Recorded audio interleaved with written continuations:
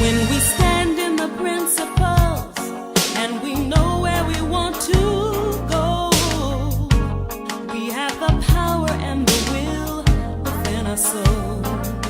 We will choose who our friends will be, and we identify our enemies. We hold the keys to a new reality. Let us share the truth of our history. Acknowledge what we've done and feel the greatness from which we've come. Remember that a fruit never falls far from its tree. So like our ancestors, we must control our destiny.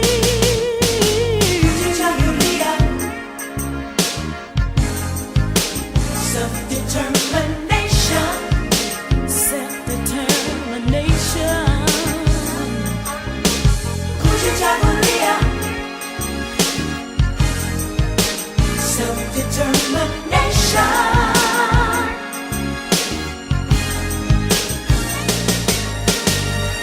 So as we educate our children, tell the truth. Let us always think about the millions who gave before and sacrificed their lives so that our mighty people would survive. And the glory of our past we soon revive, yeah. Every day we face a challenge. You and I, our future's hanging in the balance. So we must do whatever can be done. We must not be dependent on anyone. That way we can be sure that our interests are secure.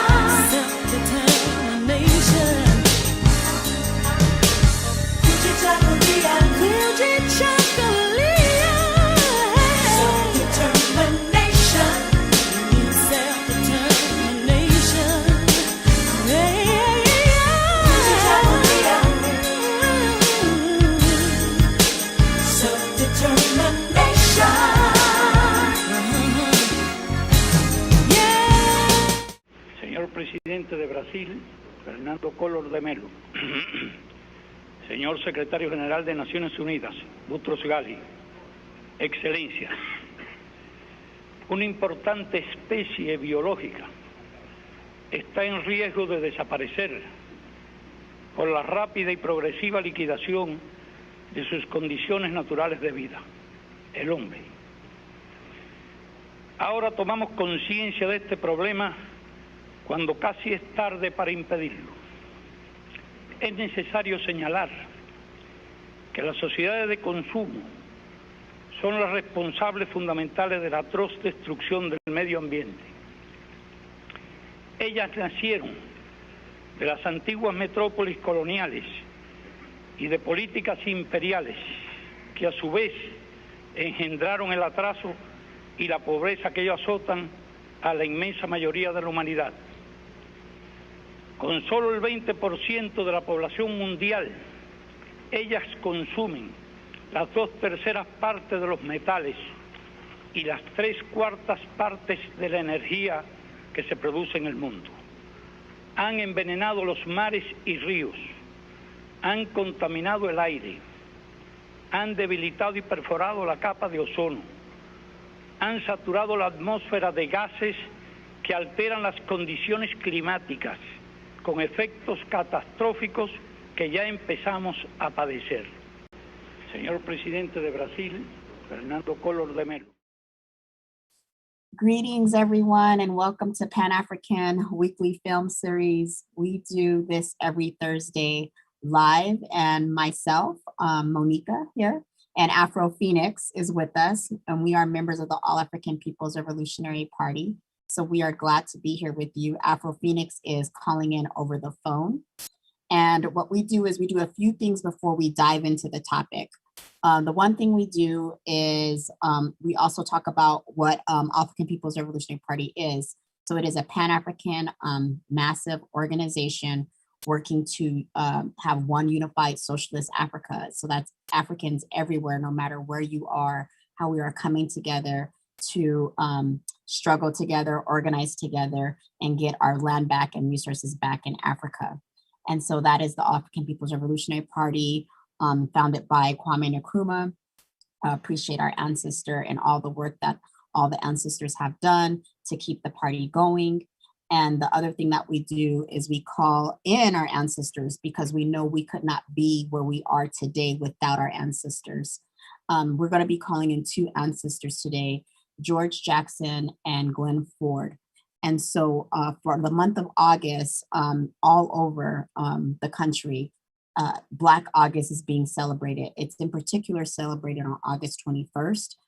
George Jackson was a political prisoner. He's also an author, a Black Panther, and falsely arrested, and was also engaged behind the walls in uprisings, doing strikes behind the walls, and was unfortunately murdered by guards there. And so we want to call in George Jackson in this space and uplift the critical resistance that our people are doing no matter where they are.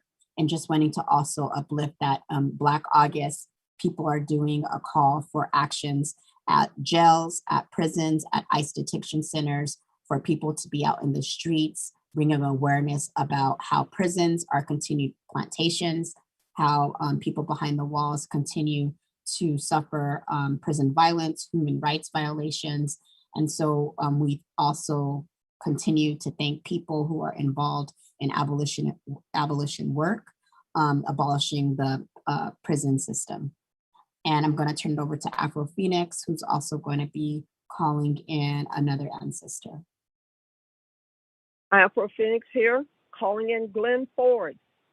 And I just learned about Glen Ford from this recent article. And so I'm very, very duly impressed with who he represented, what he represented, and the contributions he made to African people. And so he was the editor of Black Agenda Report, and he is our new ancestor. This is a quote that Glen Ford says. He said, "I'm telling you these stories because that is what elders do. We remember things." And so I thought that was very telling as well. And the Black Agenda Report is where Ford and others picked apart the insidious and warmongering nature of the neoliberal party. Black Agenda Report set the tone for understanding that both parties are the same.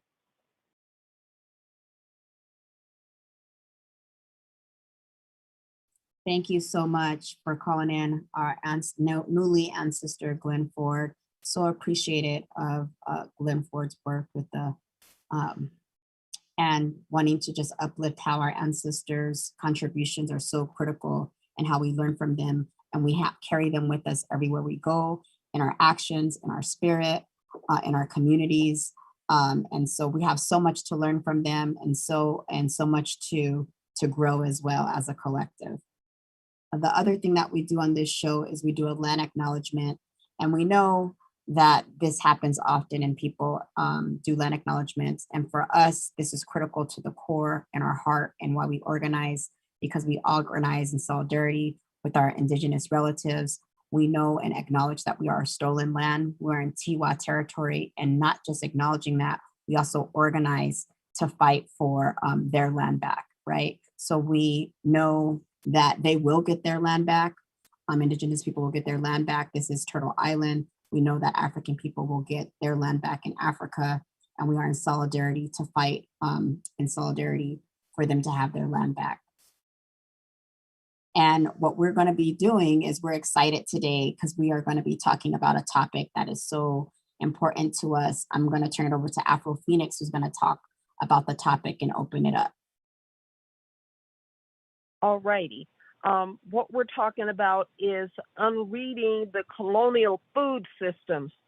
And this is something that is pertinent to everyone on the planet because we all have to eat.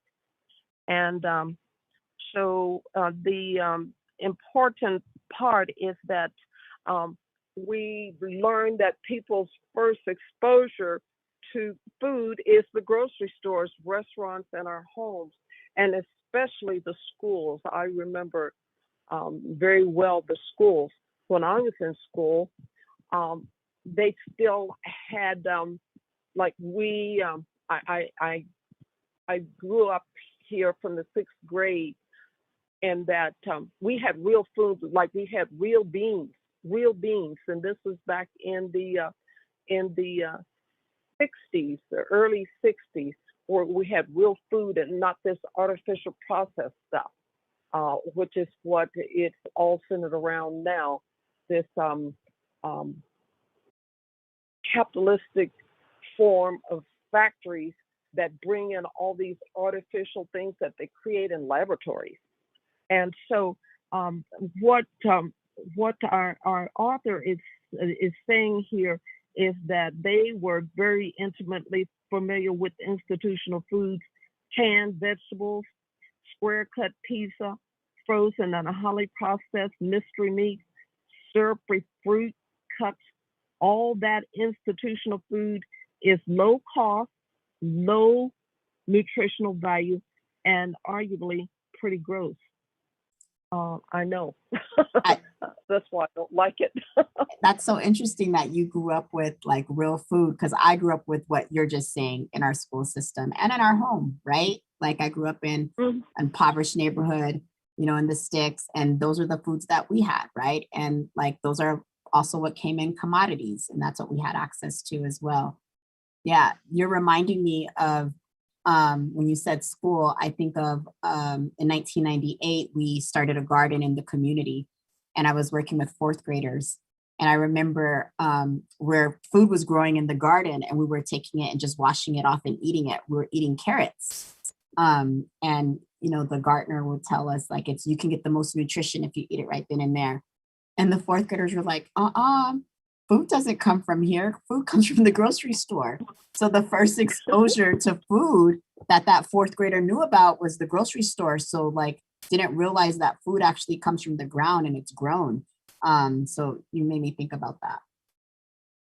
Right. Yeah. I remember also because of course I am generation older than you. Is that we did the cafeteria people at the schools. They were from the neighborhoods, and they came and prepared the meals. And so all these abuelas would come in, and we ate very well, I think, because as I said, it was all real. It was not fake and artificial. So the other. Yeah, so that made quite a difference, and they were bringing their home recipes that's been passed down through the generations, and so we really,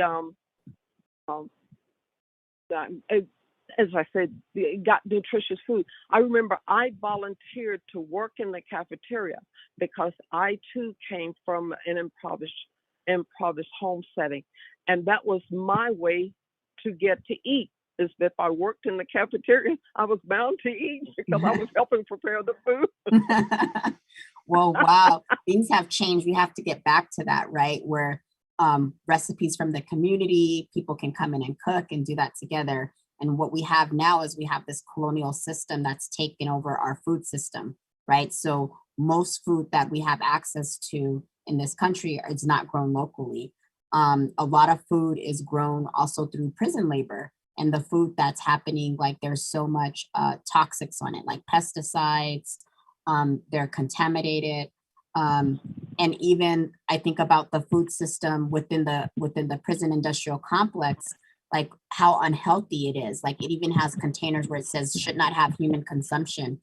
And we know that 5% of the population of people behind the walls, and probably even more, that's just what, you know, the research says now, is end up with diabetes, right? And we know not only Right. does diabetes impact their health, it also impacts like eyes. You know, with diabetes, the sugar sits there at the bottom of the eye and people go blind often who have diabetes. And so people are going into the prison industrial complex, right? That's all connected to capitalism. And so is also like our food systems. And they're coming out with like diabetes. And it reminds me of Amark.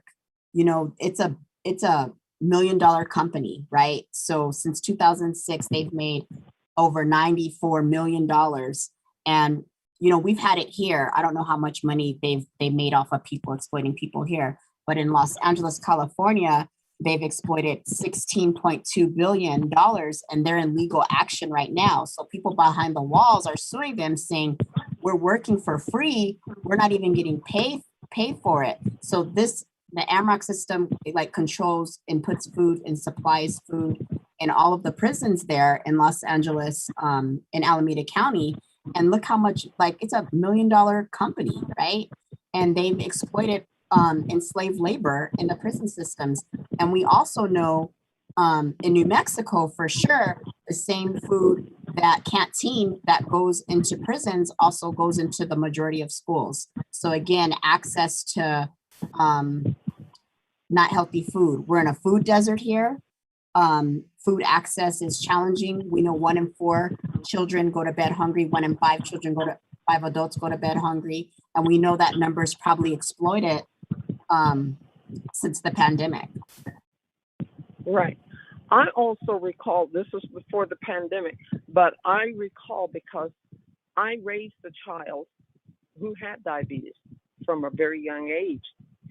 And she was often hospitalized. And I would argue that that same thing is going on, that same system is going on in the hospitals as well, where they just bring the most atrocious things they can find to feed the patient. And so that's another way to keep people sick and in prison with the whole system, because they can never get well because they're just feeding them junk all the time, even in the hospital.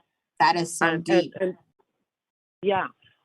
First things that I recall is that for fluids, you know what they give them? First thing they give them is Sprite and what's the other one? The clear one?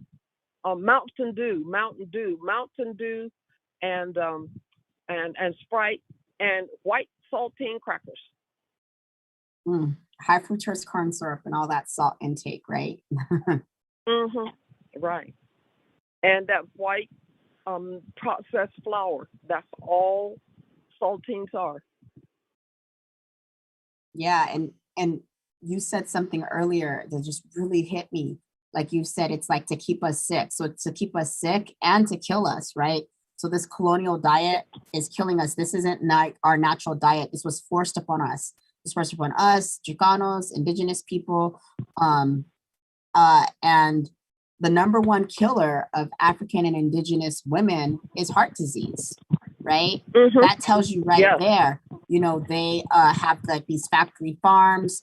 They pump all these different things into the animals. You know, it's atrocious of what they do. We don't even, I know there was this big push here in New Mexico to have like access to real corn because there's so much genetically modified seed. And so there was this book push. And so like if we ever want to grow corn, that's real corn, that's not genetically modified, we know we can go to like local community that has access to those resources.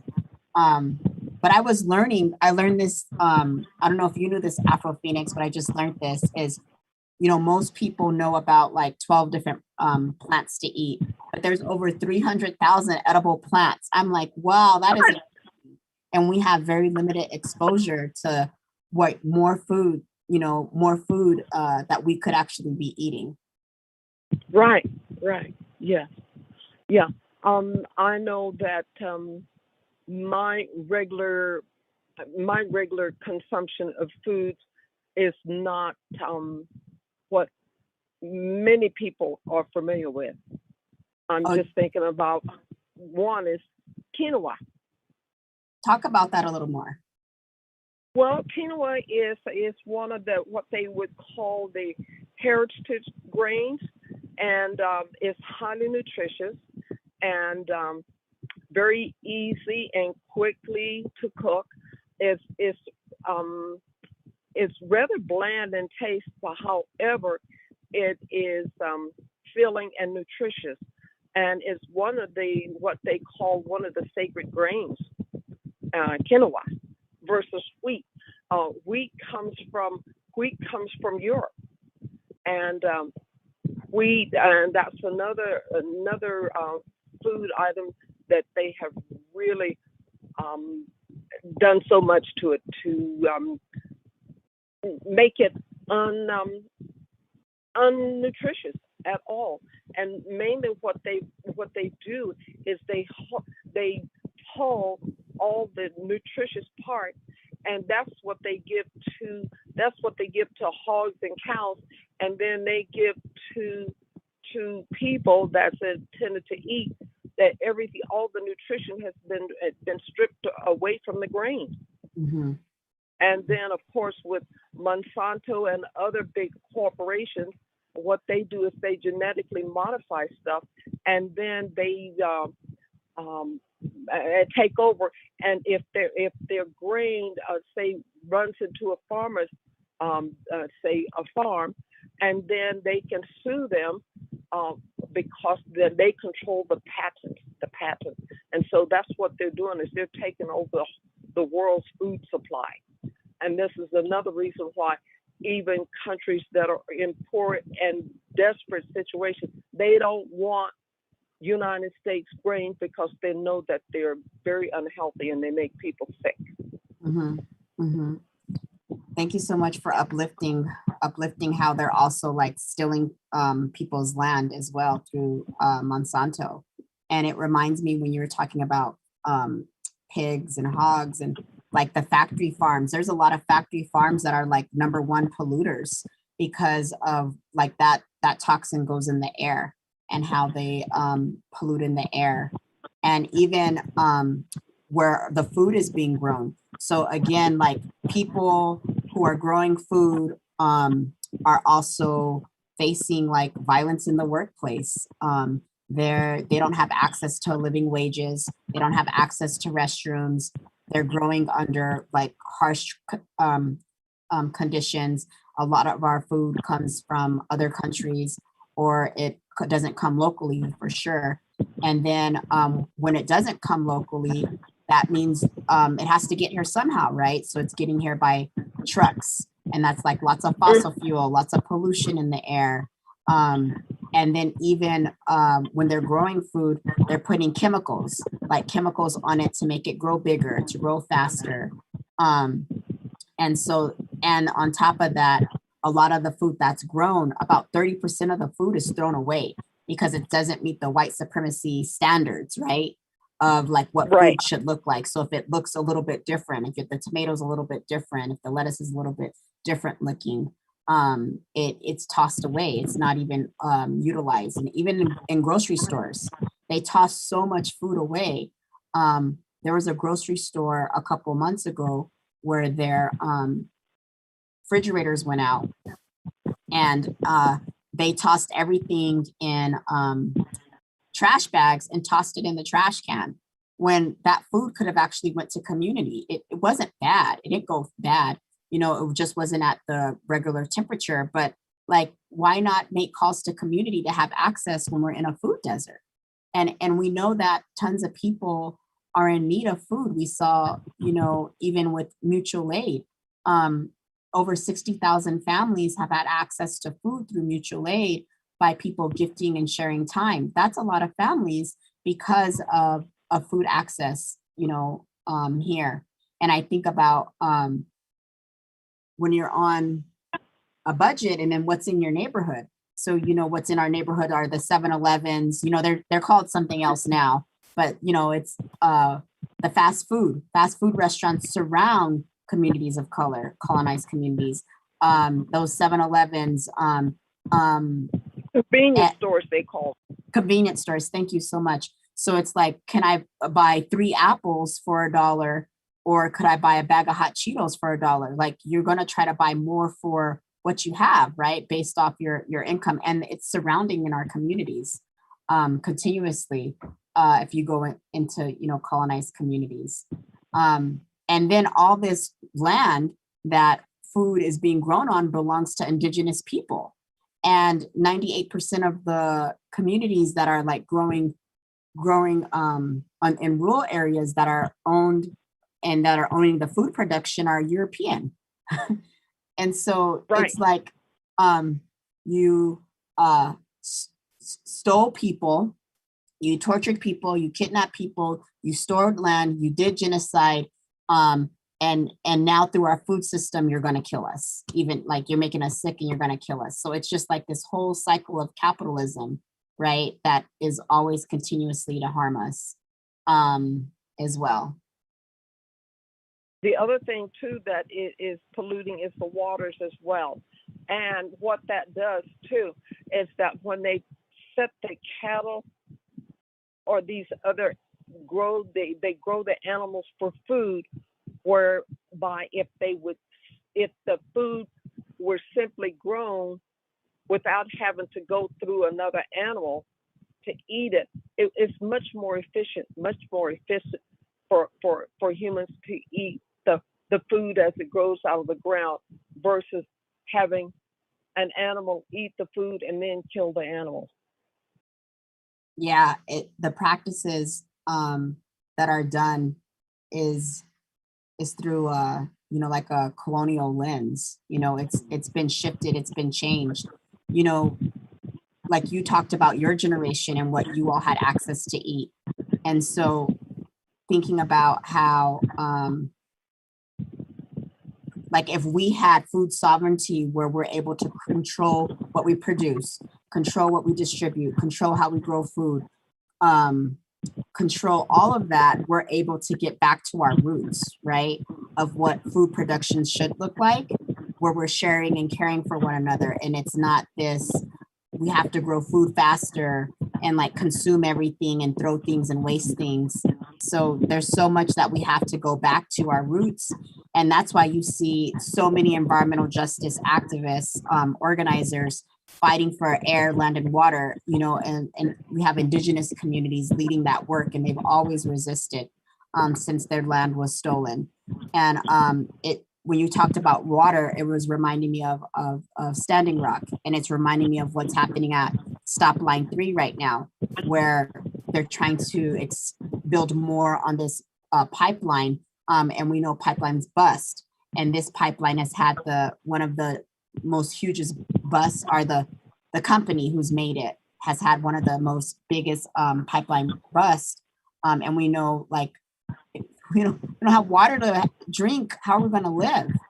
And so it's so critical. And so, like, shout out to like local folks here too, who've been, you know, for 20 or more years growing food and providing access to quality food and knowing where the food comes from. So like Los Jardines Institute, La Placita, Project Feed the Hood, Martha's Garden. We also have like now 2 people of color ran growers market, like one in the South Valley and one about to launch in the International District. And it's because they believe in food sovereignty. It's because they believe in food justice, food equity, food access. It's because they actually care about people.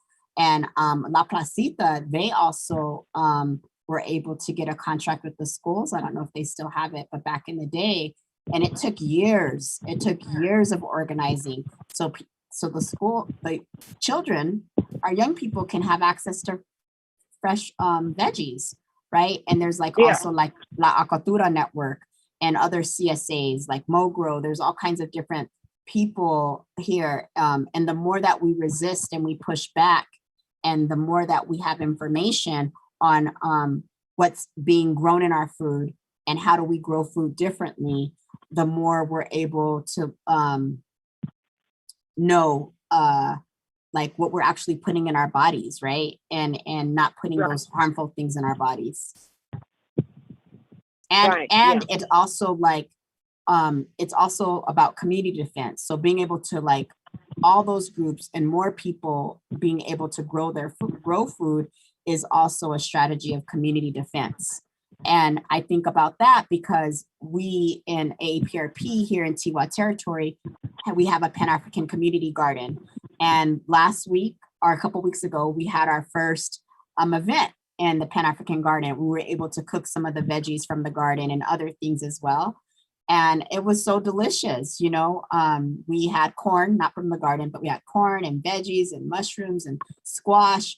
And it was delicious, you know, and it was just cooked with a little bit of oil, olive oil, and it on the grill. And it was so delicious to be in community, and how we growing food together and sharing food together allows us to like be together in community. It allows us to talk about different issues. And we also talked about food sovereignty in that space as well, and did political education. And so it's a way that we're able to control our own food. We got ourselves, and we also know throughout history, there's other groups, like even the Black Panther Party, who was doing, you know, a breakfast program, you know, in order to make sure that children have access to food. So this is like generationally that has always happened. Our people have always grown food. And that's the way that we actually know that it's healthy. Because we don't have to have those pesticides, those chemicals, those toxins that are in our bodies, because they're just going to kill us. And we also know with climate change, you know, there's going to even be less access to food. So it's critical for us to grow food together and for us all learn how to grow food, because, you know, 10, 12 years from now, there might not even be a planet to be on because of everything that's happening, all the environmental justice that's happening, injustice, excuse me, that's happening in this to our planet. So right. Yeah. Yeah. And that's a thing, as you broach that subject about the climate crisis, and also people are fleeing because their habitat is being destroyed. The animals are dying on land and in sea. The animals, a lot of the the animals in the water, they were literally boiled to death because of the high temperature. Yeah. And this is happening all around the planet. And it's unfortunate. And the only way that we can stop it is like to stop capitalism. You know, that's the only way we could stop it. I also reflect on how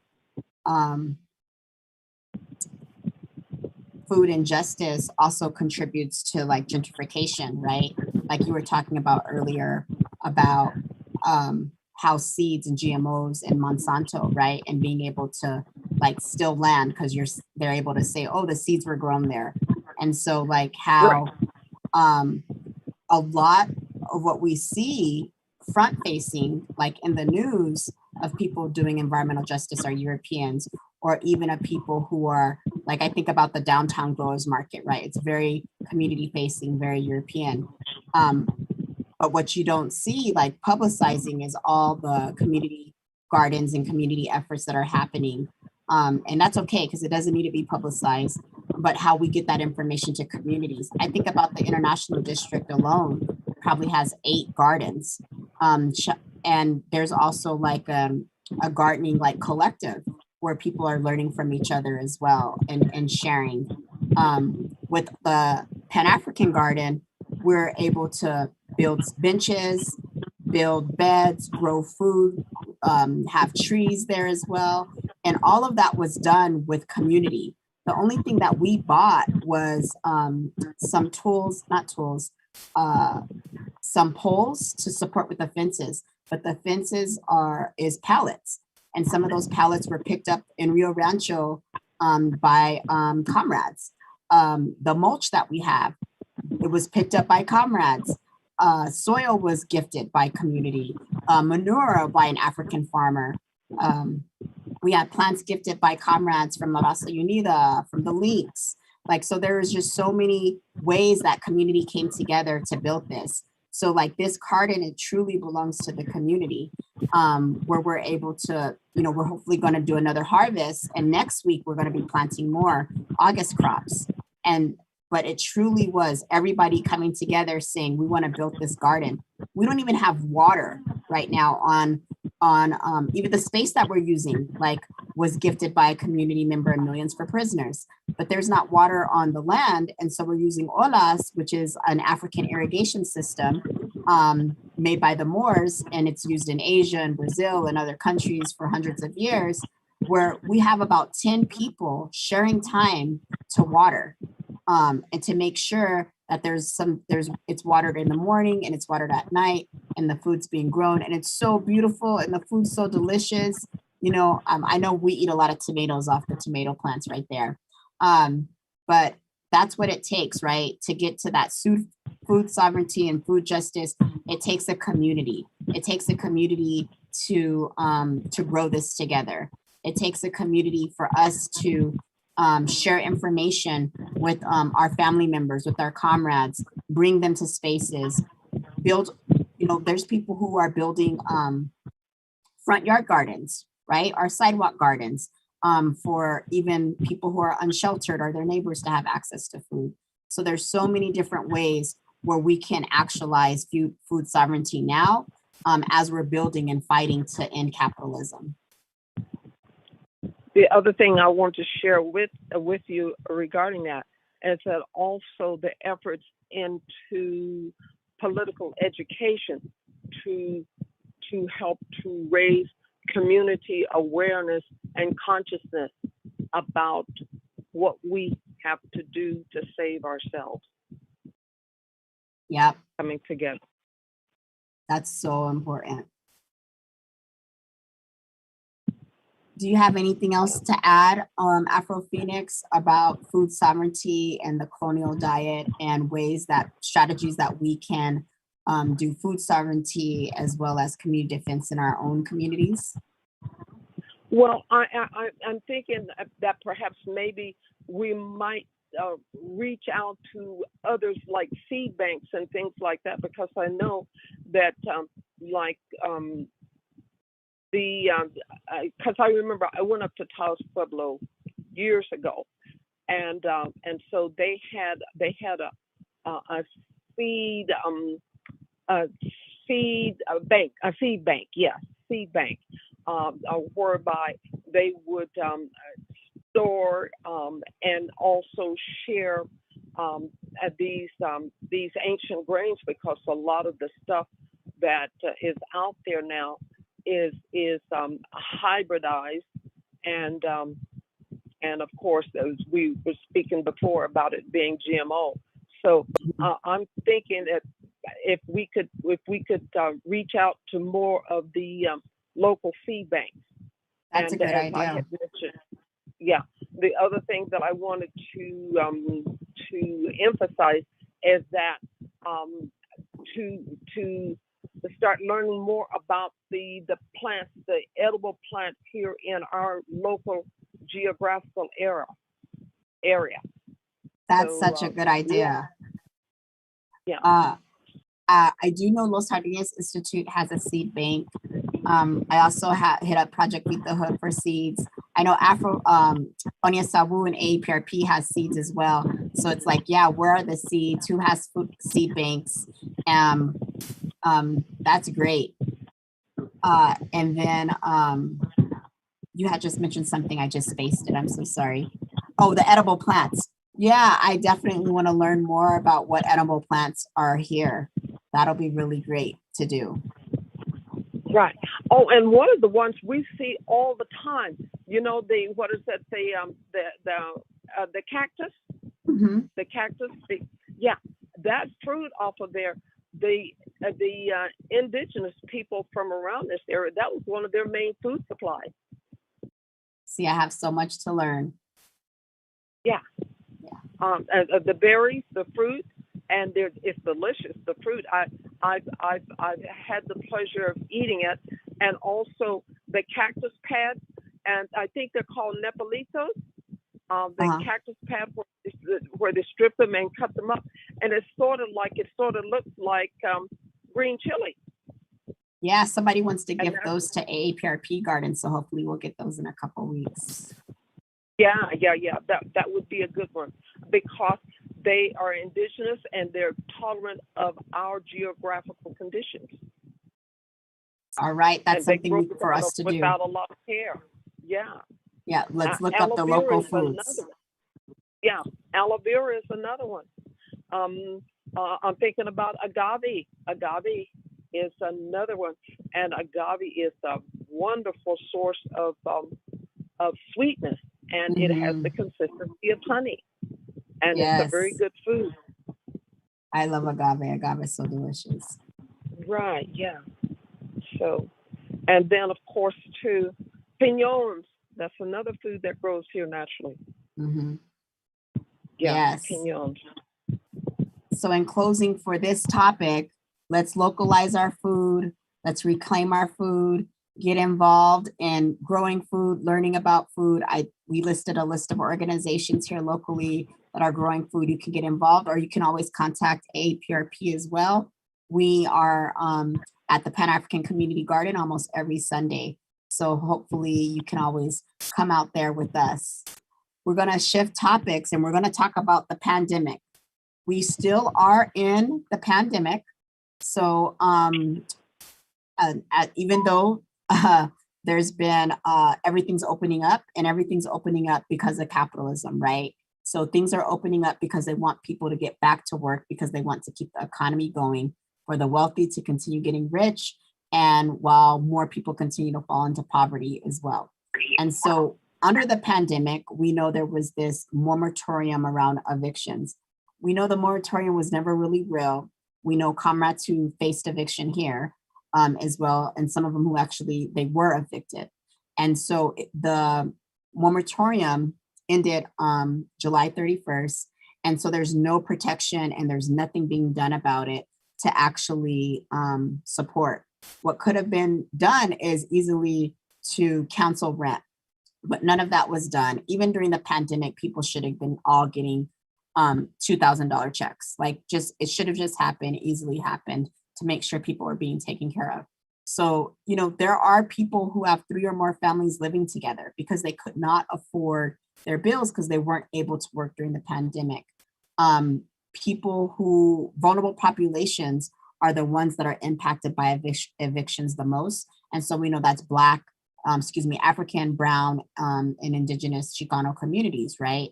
And what that ends up doing is it increases the number of people who have access to housing. So what we're going to see is more people unhoused, more people who are unsheltered. And again, it's going to be colonized folks. When people have evictions on their records, it's very challenging for them to get apartments.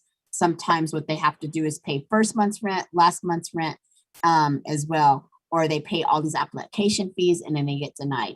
So again, it's so challenging for people to even get apartments if they have evictions on their records. And then, man, so many people are facing evictions. There's about 15% of the population who they're behind in rent. They can be 5,000 or less behind in rent. We know that there were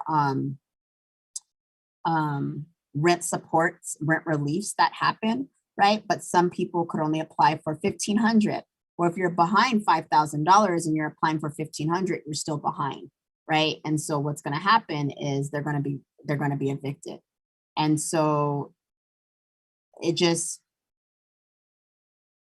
very frustrating that we are in this society. We're in a society that does not care about people. It does not care that colonized folks will be evicted. It does not care that people who are experiencing poverty will be evicted and they have no other place to go.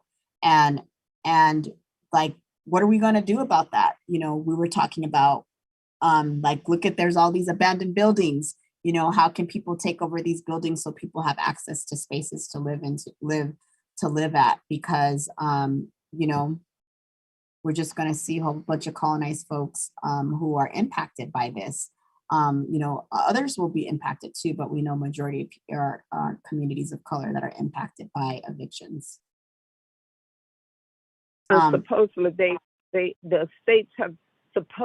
these states have been issued all this money that's supposed to go to the communities, but there's so much red tape involved, and just the difficulty in jumping through all the hoops that people can't access it. That people cannot access it. And when you're homeless, you of course you don't have the means to get on the internet and do all this kind of stuff because you simply don't have basic requirements necessary in this society. Exactly. That is so true. Thank goodness that there's pathway navigators that I know that have been helping people apply to that resource. But you're right, like not everybody has access to a computer, not everybody has access to an internet to even apply. And like name the hoop, they have to jump through it. Have this paper, have this document, and just jumping through so many hoops when it should just be like, just give them the money so they can pay their rent, so people don't lose their homes. So people are going to lose their apartments, lose their homes, as well. Yeah, but it's not enough. The rent relief that's being distributed across the country is not enough rent relief when people are behind 5,000 minimum, or on their rent or mortgage. It's just the inherent evil of the system, where everything is based on it's profit. Everything is based on profit. Damn lives, that doesn't matter. Life does not matter. It's profits. That's all that's important. Yep, you said it. We also know during the pandemic that we're still in, that there is a rise of coronavirus. So there's also the Delta variant that's out here in Tiwa, or here in New Mexico, I should say. Daily, there's been about 700 new cases. They think by the end of the month, there's going to be 1,000 new cases. We've unfortunately have about 7 people who've just recently passed away due to coronavirus. And so what the state has done is if you get a vaccination, a first or second shot during the month of August, they're trying to incentivize people to get vaccines. So for the month of August, they're giving people $100. But there's a hoop, right? So you got to take your shot anywhere, because there's places you can just go in and get walk-in, like Walgreens and other places. But then you have to apply to get the $100 incentive. And again, because they don't care about lives, they don't care about people, it's like, get the shot, keep the economy going. And so I just want to acknowledge that being locked down was very challenging on our mental health, on people's financial ability to work as well. And that's really challenging place to be in. But if being locked down saves lives, why don't they just issue money to people? They have plenty of it. They have stolen wealth. They have so much stolen wealth. They can just issue to make sure people are able, their needs are met, right? Their basic human needs, right? But this country's not like that, because they don't care about us. They don't care about if people live or die, especially colonized folks. So, over 600,000 people have died to coronavirus in this country, and the majority of them are colonized folks. So it doesn't matter if they die because there's plenty of more people who are just going to jump right in the workforce to keep the economy going. Yeah. Yeah. Yeah. And schools are back now. And schools are mandating masks. So they have a mask mandate. And we know if you are under 12 years old, you do not currently have access to the vaccine now. So cases are going up. It's almost going to get to 1,000 cases a day. This is similar statistics as of last year, and everything's opened back up, including schools. And right now, the high school requirement says if you have a vaccination, you can upload the documents. Excuse me, I'm so sorry. If you have both, if you're fully vaccinated, so that means you have both shots, unless you got Johnson & Johnson. So if you are fully vaccinated, you can enter a school without a mask. You don't have to have a mask. The University of New Mexico, the college, is saying in order to do on-campus classes, you have to have vaccinations and you still wear a mask. So all the rules are different no matter where you go. The rules are not the same, and that's confusing. That is so confusing. Like this country said at first, don't wear a mask. Now they said, wear a mask. Then they said, okay, you don't need a mask if you're vaccinated. Now they're saying, oh, because of the new variant, everybody wear a mask again. And they're not changing it because they don't know what's going on. They're changing it because at first in the beginning, they didn't want people to buy up masks because they didn't want masks to be taken away from like healthcare workers. They didn't want people to buy up masks. Instead of saying we need to have masks going to be safe, more lives could have been saved, right? During that time. So it's like, it's an airborne virus. People who have the vaccination can be carriers of this airborne virus. Why wouldn't people be wearing masks? So it's like, how can we create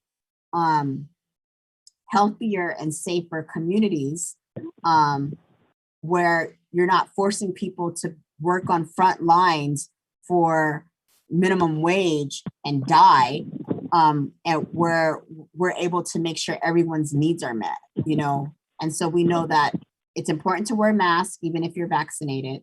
And like, I see on social media, like people are blaming people and saying like people are selfish if they're not doing this. And there's just so much misinformation about what the vaccination is, what the vaccination is not, what it does. And people have untrust in this government. I'm one of them.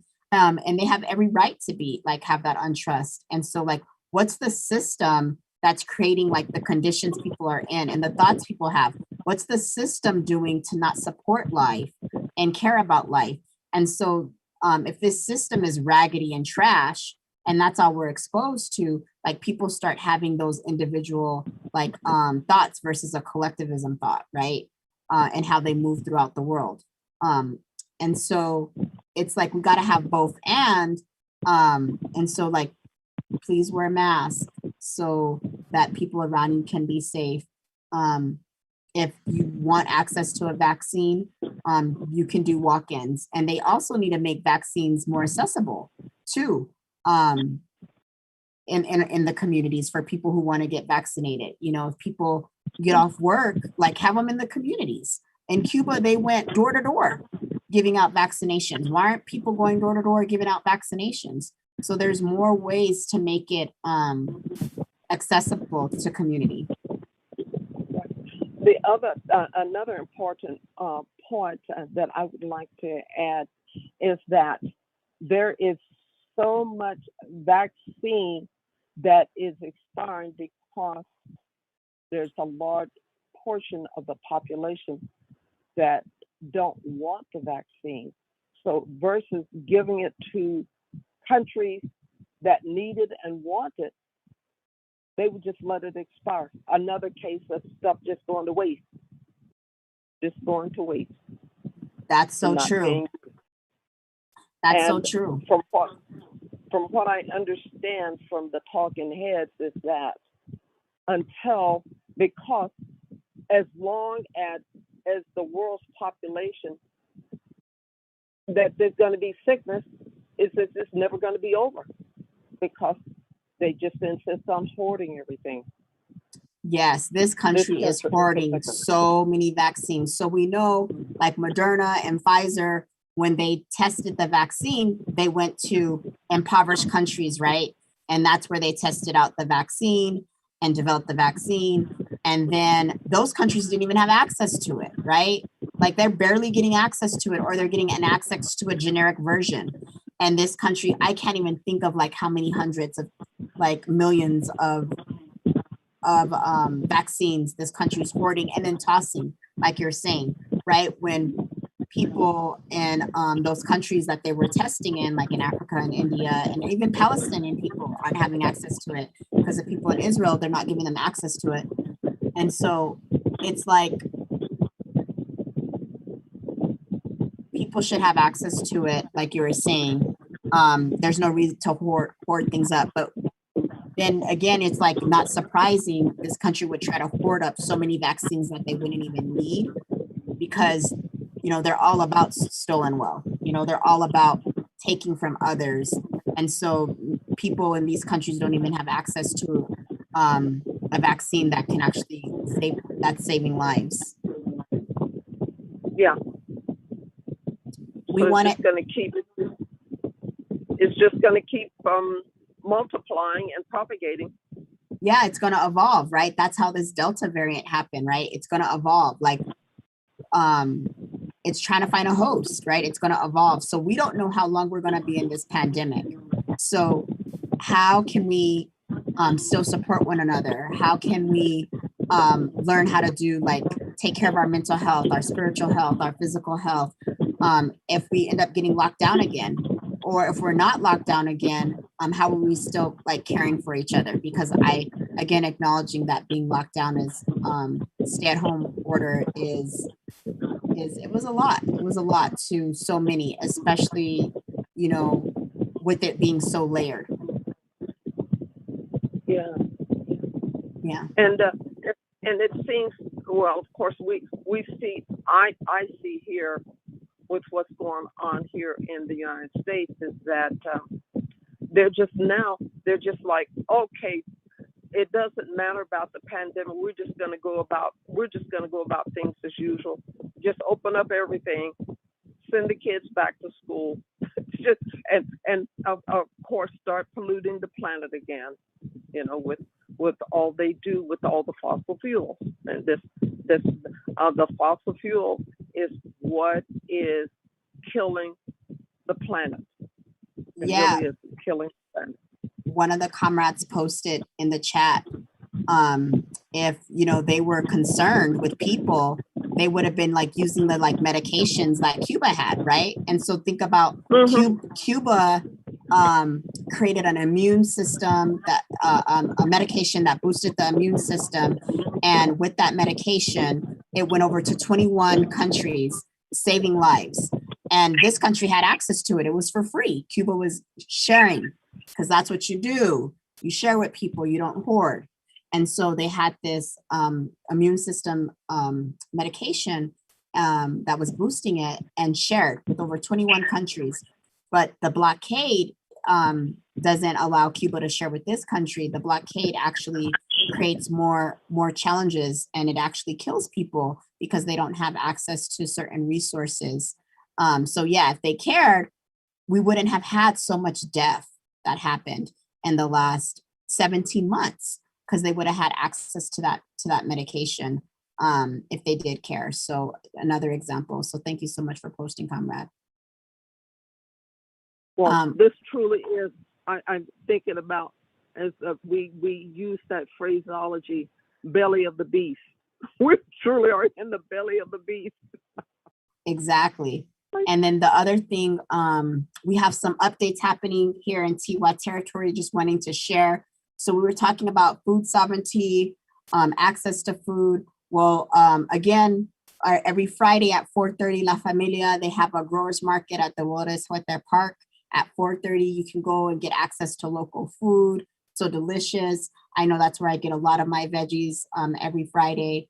There's also a growers market starting in the International District at Mesa Verde Community Center by Many Hands Collective, Many Hand Building Cooperatives. They're going to be doing it at 3 o'clock at Mesa Verde Community Center. Also wanting to share tomorrow at 6 p.m. on the northeastern corner of Wyoming, there is going to be a rally. There's a rally and a protest. We know last month, unfortunately, we lost another African. Marquez Floyd was murdered by the police. His family has moved here demanding answers to what has happened to them. And they're organizing in partnership with Millions for Prisoners and Fight for Our Lives there. Show up in solidarity with the family, with the community there. Also for the Pan-African Garden, we're going to be out on Sunday at 4 p.m. We're going to be painting signs. We're going to be building benches. We're continuously doing our elder care work. So if you know any elders that need access to food, we deliver on Saturdays, every Saturday to them. Also, there's going to be a Cuba Solidarity event happening on August 29th. By the Vesemos Brigade, bringing awareness about the blockade and demanding the end of the blockade as well. And we're going to be having our film series tomorrow. No, I'm so sorry, Saturday from 2 to 4. You can check out the AAPRP page. So those are some of the updates and things that are happening, and our deepest condolences and just prayers to the Marquez Floyd's family, because it's such a tragedy for him to be murdered over 25 shots by the police. And so again, we just thank you for being here with us, discussing food sovereignty, discussing how we can save ourselves and how we can organize, sharing information about the pandemic, because we know that it's impacting our communities deeply, and ways that we can be safe. We also want to share, join us back next week. We'll have more people talking about a topic that impacts African people. We Hood Communists, they dropped some articles. They drop articles every Thursday, so I'm excited to see what they've dropped this Thursday. So check out Hood Communists, join an organization. If you live in Tiwa territory and you're African, hit us up. We need you to be part of the movement. We need you organizing in our communities. We struggle together. We struggle together. We fight against colonialism. We fight against capitalism. We fight to build a one unified socialist Africa. We're always looking forward, always learning from our ancestors as well. And at the end, there'll be some slides on upcoming events and upcoming activities. So we just thank you for being here with us. We appreciate y'all. Stay ready for the revolution.